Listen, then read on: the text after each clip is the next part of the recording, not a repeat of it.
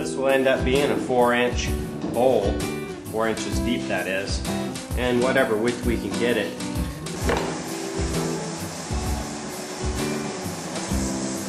Oh, it looks good. This is a good solid piece of 4.5-inch thick one. Looks like we can get pretty easily an 18 or 19-inch wide bowl out of it. We want to stay a little bit away from that end just in case there's a crack there we can't see. Give it a little whack and start the circle.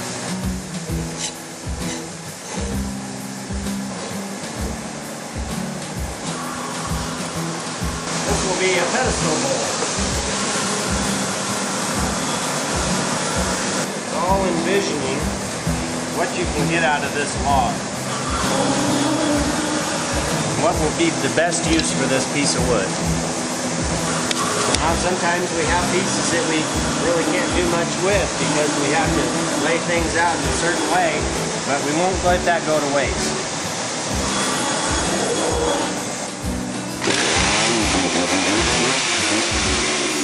My favorite part.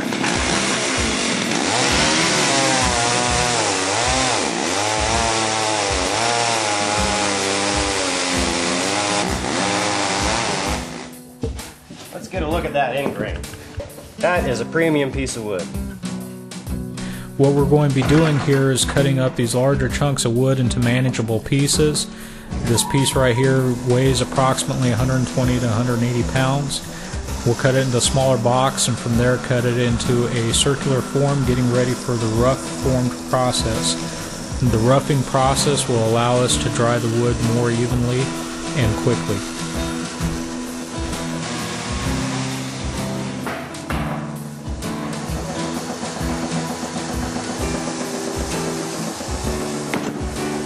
Cutouts, we'll go ahead and try to cut and keep enough safe wood for doing things like bottle stoppers or the toothpaste rollers, those small projects, sometimes some of the bigger pieces, maybe even salt and pepper shakers.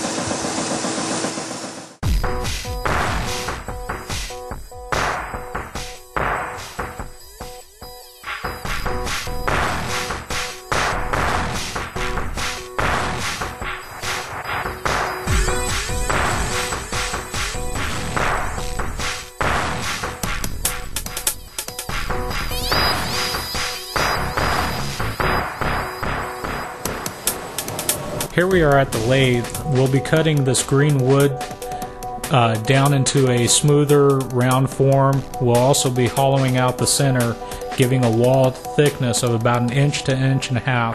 Again, this will facilitate the drying process, making a quicker dry as well as being able to evenly dry many different sizes of products at the same rate. Our shop here, we use the wood cut bowl coring to, instead of eliminating the center of the bowl out in shavings, we're able to cut a second bowl blank out from the core of it, thereby conserving this very valuable wood into the form of another bowl.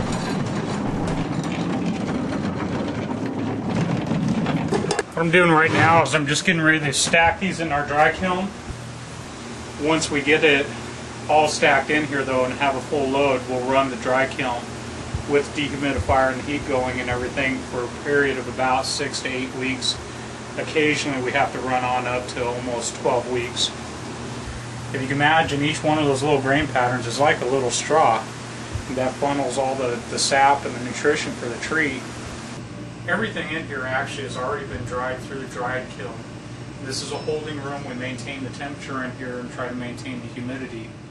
So what we have here is a Myrtlewood bowl blank. This bowl has been roughed out to about a 1 and 1¼ inch wall thickness, all the way from the side down to the bottom. And that allows us to dry this piece of wood much quicker. So now you can see the bottom of this bowl is quite rough. What we're going to do is we're going to sand the bowl on the bottom, and that allows two things. One, for it to mount smoothly on the faceplate, and also so that we have a nice smooth bottom on this bowl. Also after that, we will be drilling a center hole just deep enough so that we know where to turn down to.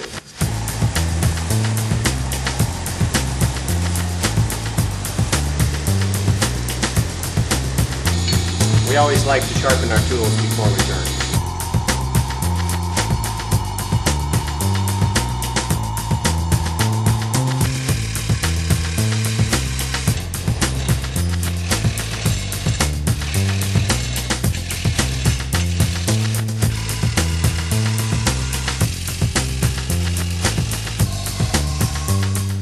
What I'm doing here, after I've kind of shaped in the bowl in a rough shape, is I'm going to make shear cuts. Now these shear cuts are what smooths out the bowl so that we can sand it more easily.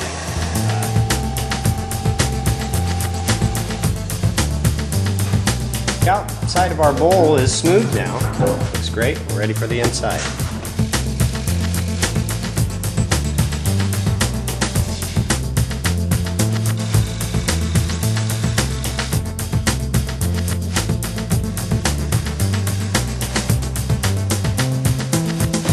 That bowl is ready for sanding.